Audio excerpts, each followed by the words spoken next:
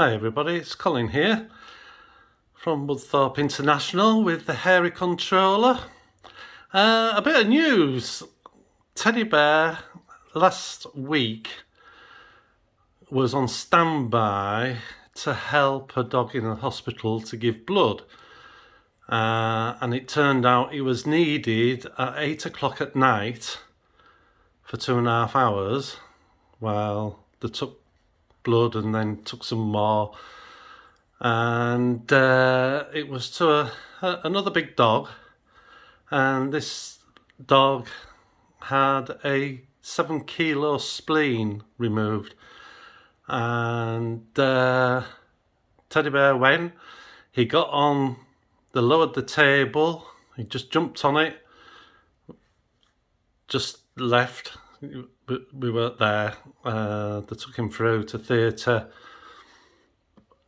had the table going up while he was stood on it, waggling his tail. He thought this was fun, all the attention, there were loads of people there. And then they shaved his neck as we look at him to the right, which you can't see, just due to the amount. And he's got a shave on his leg, because usually they sedate them.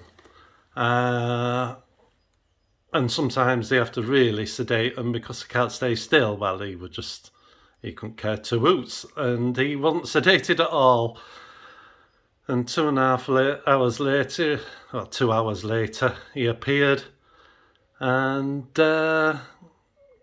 next day we found out that the dog was okay and he was going home. Amazing. But he was a superstar. So that's his first blood, and I would think there'll be a lot he'll be used, because with him being a positive blood dog, because most dogs are negative. But the other dog was positive, so it's just great that he was good, and he's already helped to save and help another dog. They can get blood from a blood bank, but it would take 6 to 8 hours for it to get to them. And they don't know they need blood until they start, because it's quite valuable. It's certainly positive blood, so they don't want to just waste it. So he was called upon. He couldn't eat all day.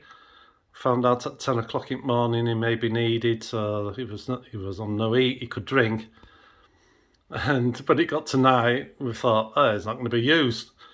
Rang him up and said, we still maybe need him. Can you not feed him? We said, yeah, no problem. And took him in, and he did the job. What a superstar. It's absolutely amazing. So I just thought I'd share that with you. The hairy controller is doing more than just being a big dopey dog. So I'm gonna run some trains. I've got a couple of lovely European trains with a lot of colour on. One is a special edition. And I've got some other trains running while I'm working on the lake. So I'll show you what I've been up to, and it's been fun. A lot of plaster, but it's been fun. And this one's a limited edition, and it's the music train. It'd be very nice when it's in the terminus station in Europe, when I get to that, playing its little tune. And it also has a bit of a funny start movement as it goes, accelerates as well. So, sorry for knocking the camera. So delivery, the vinyl is different on both sides. There's a picture of him on the other side, but on the bottom right hand side there, you can see an orchestra sat round a piano, I think, and one of them will be him. But this is the startup. Like all of this class of train,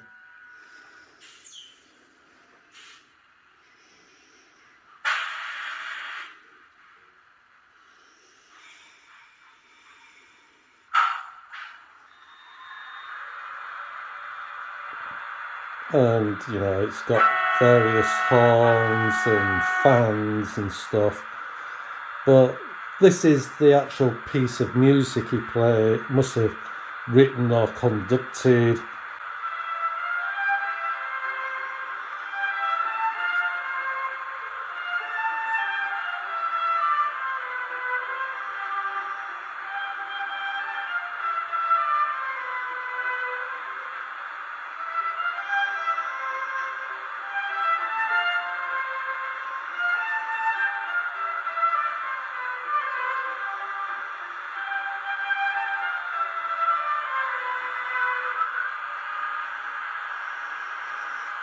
And that's one of the fans what randomly goes. And if we just accelerate round for you to see it at the other side,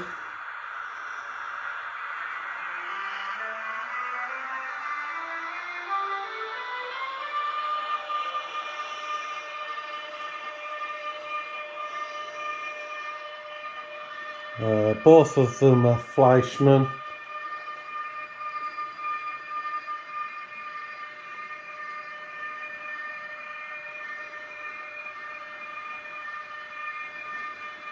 And we have high beam lights and stuff like that, white lights. And this is the other side.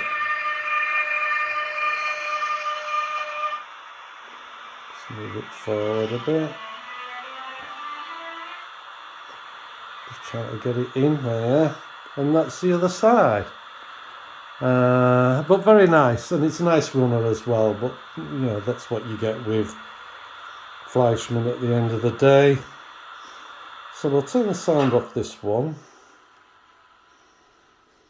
move it out of the way, and then we'll bring the other one in. And this has the world famous Roadrunner sound. Yeah, it's just got to be the best sound ever. Just bring it in, that's it. And again, it starts up the same. But as I said, it's the same class of engine at the end of the day.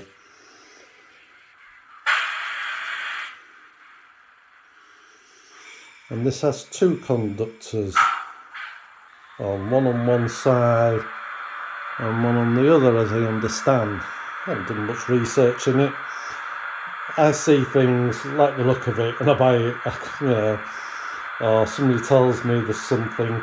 It's how I come to get the music train. I was advised about it and I said I'll have that. And I didn't actually ring up for that. But this is the most famous Roadrunner sound of all. Anyway, same sort of horns, fans and stuff, but we'll show you the other side.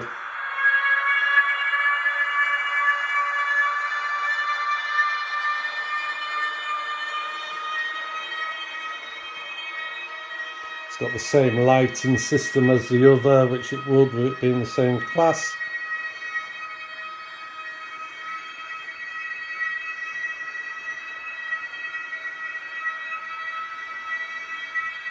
And then you'll see the livery on this side.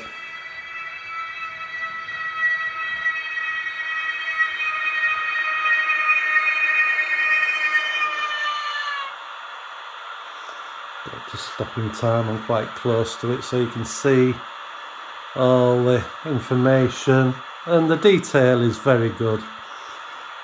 Slightly different pantograph. This is a double pantograph and the other one is just a single at each end. Don't know why that is. I don't know if it's to get more power in. I've never looked into reasons. Like I say, it is what it is and I like it. So I'm going to just give them a run with some coaches. I may show you them just running around this top bit. But I've been doing some more scenery extensions ready for the lake, which I'll pause it and show you.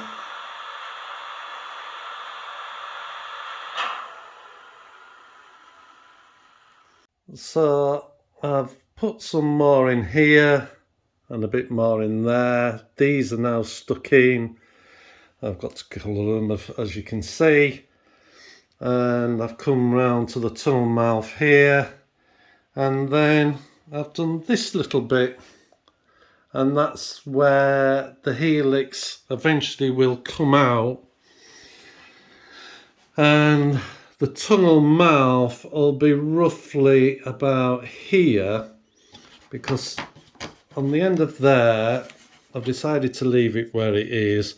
I've got to put one of those on both tracks to change it into Pico, and then there'll be the tunnel mouth, like I say, because I don't want to show two different types of track. So it'll be to match this bit.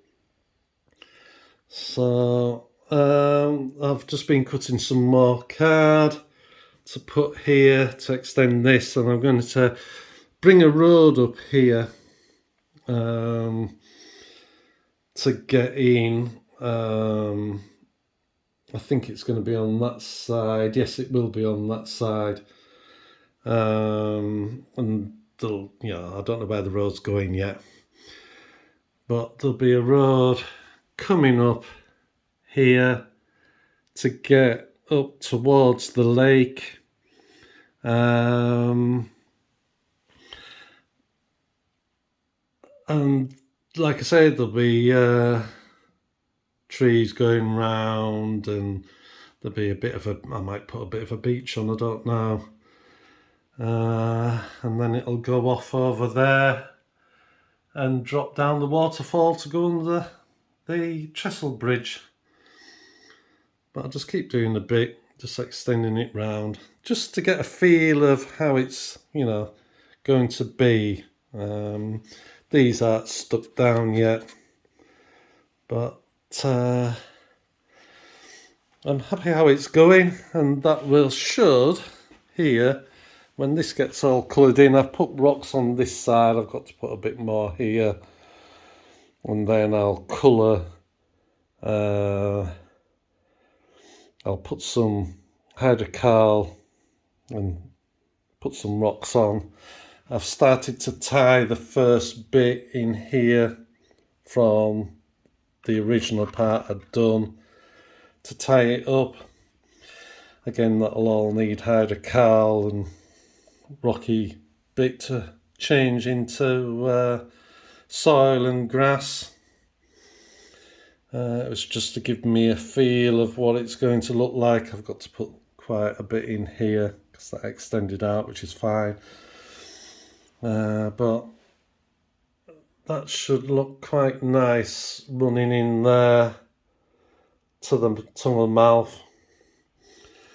Again, these aren't fixed in yet. They've got to go to where I need them. But I'm quite happy how it's starting to look from this side. I mean, it's very hard to get a feel for it when there's no colour on, but I can see where it's going. So I'll carry on, and I'll show you the next bit. I just thought I'd just show you what I'm going to have to do to reach the middle of the lake. I've just got a small pair of steps, but I've decided here, in this area here, I'm just going to have just a small beach just for the lake. But I'll make my ribs like these, come to whatever shape I want. put some cross pieces on just to make it a bit stronger. And then I've got this mesh, what I've shown you before, and I just stick it to whatever my rib, and I've got my hot glue, and I just put some over the edge of the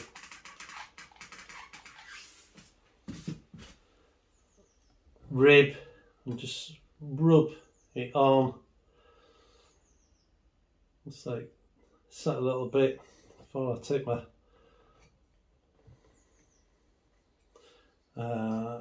spatula off. Just give it a quick clean because it doesn't stick to the metal as I've shown you in the past. This particular glue has a different melting temperature compared to the other one, so it doesn't pop off as easy, but it still does pop off. And then I'm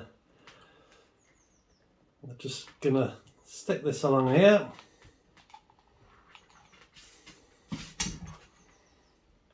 Another rub.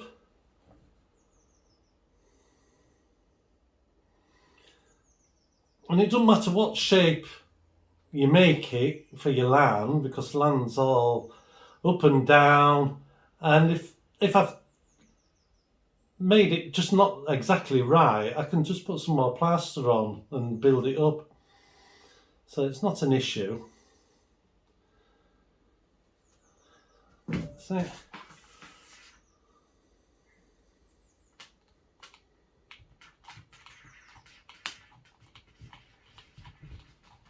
Right over. No, I didn't know.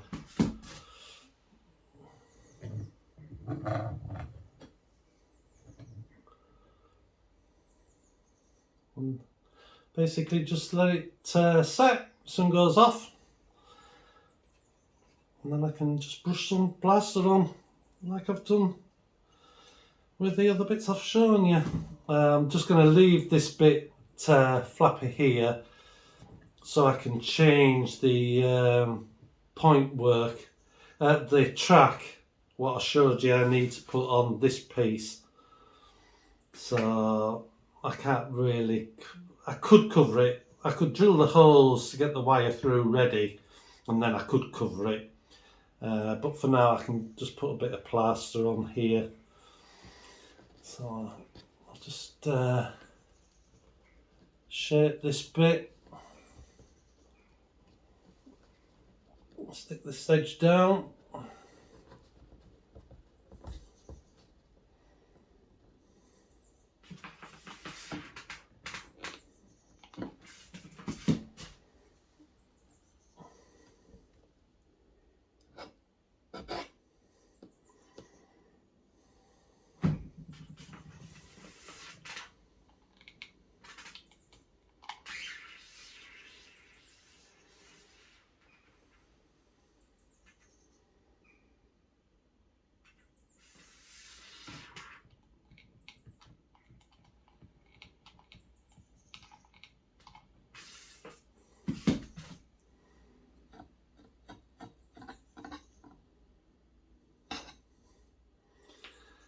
that's it.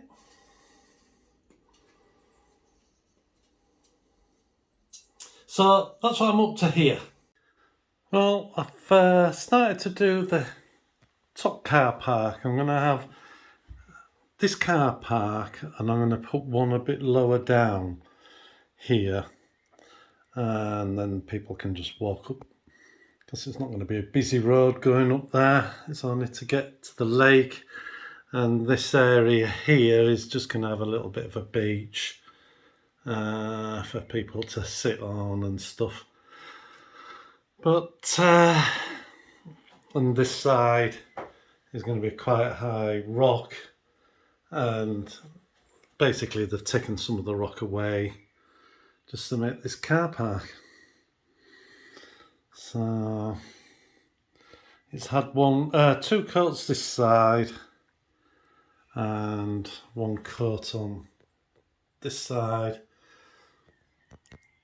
and I will put some more on tomorrow.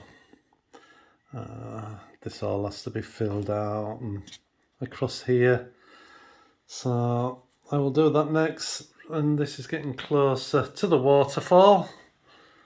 I'll be going up here next, onto here, and bringing it down to where the waterfall's going to come and go down there. So it'll turn and go out there. So, and that'll be looking across it, and I'll put, I started making another batch of trees. I think there's 13 this time. So still more to do.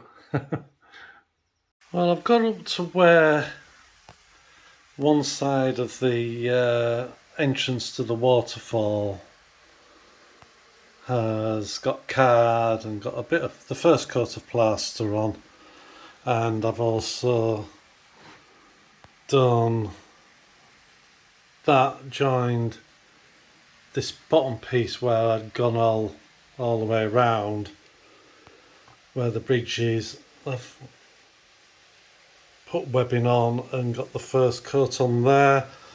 And here it's interesting, as you start building stuff, what you may have in your mind, like I did over here, and I've got a train running at the same time, doing that, the tunnel, and I was going to do a tunnel on this side. Well, I've decided to do it slightly different, and that's what I've got running round at the moment.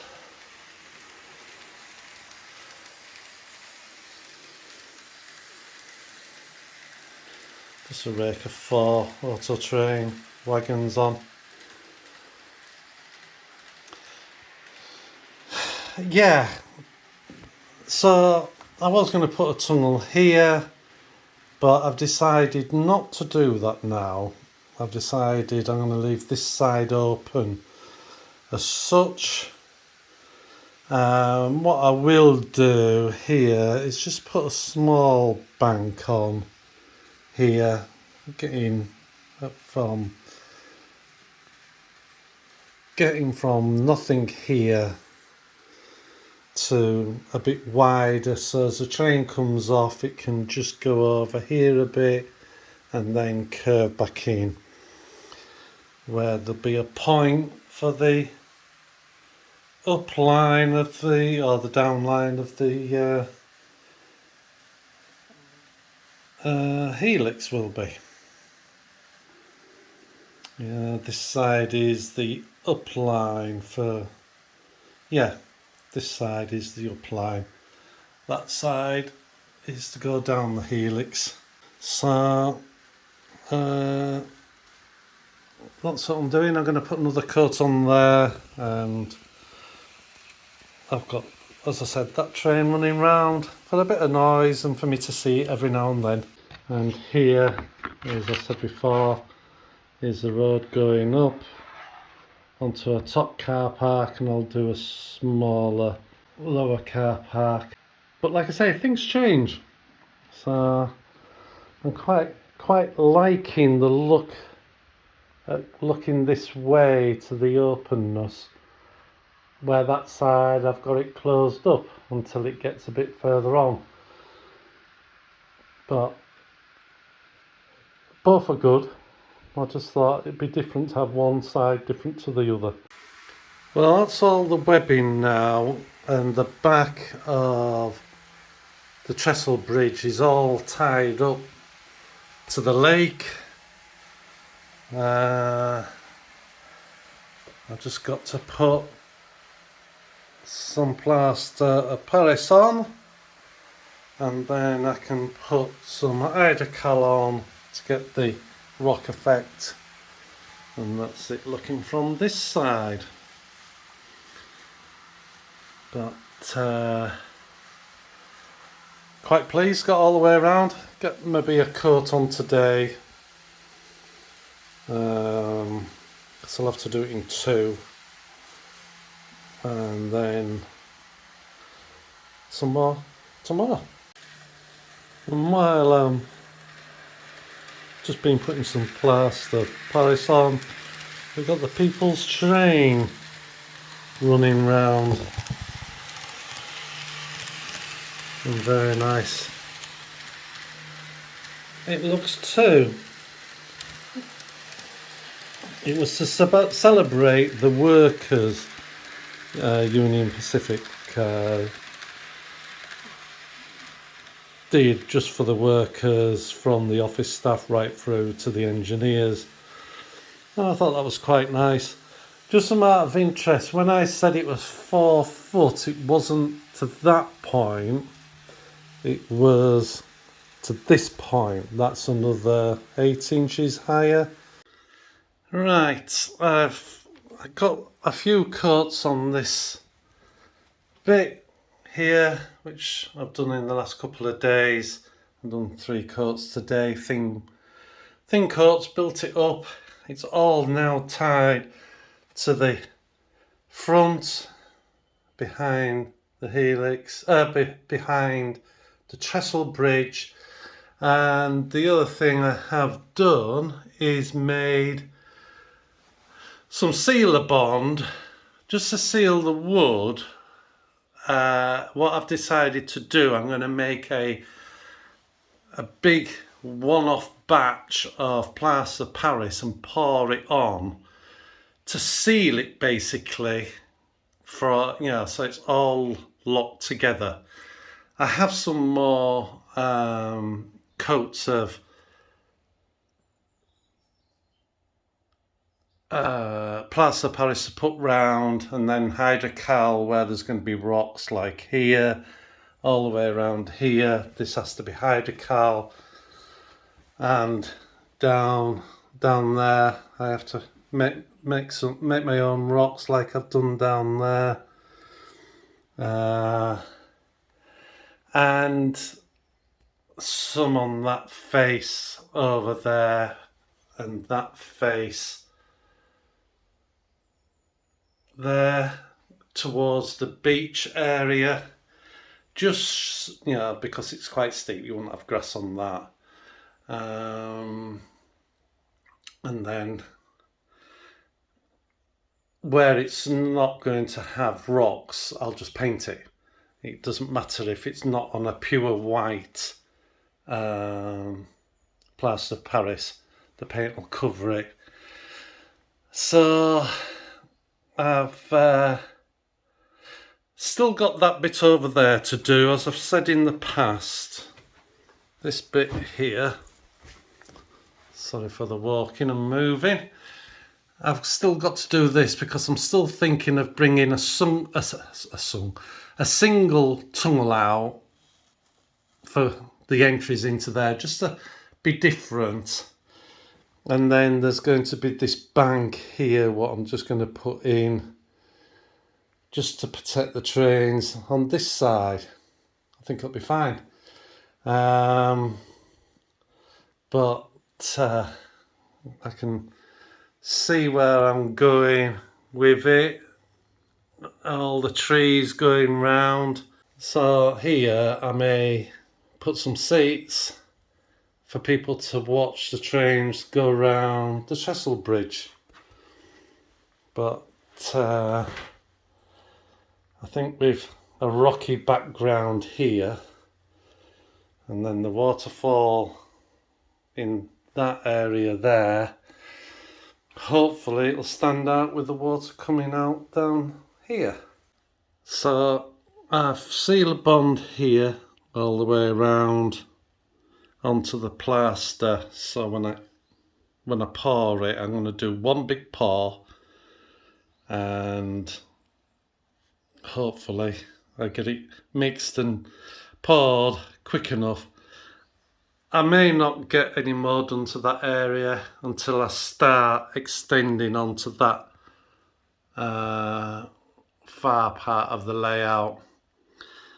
Then I'll be able to finish that.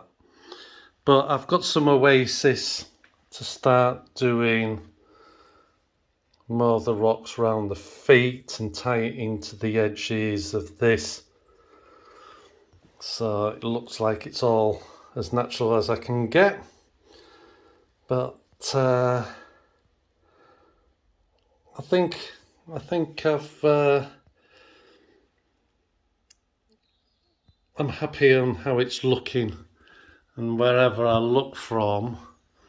And some places I won't be able to see the lake as I'm filming, and then there'll be some places I will be able to see through. That's what I'm aiming for. And it should look great coming in and seeing this lake. And as you can see the reflection there, with the wet, I'm hoping I can get the water right and you get reflection off that, like I'm going to have the river going round here. Excuse me for moving about so much. Going off down here and in to a curve called Reflection Cove. That's what I'm going to call it. So that gives you an idea, that reflection on the wet. So I hope that was interesting to see what I've been up to.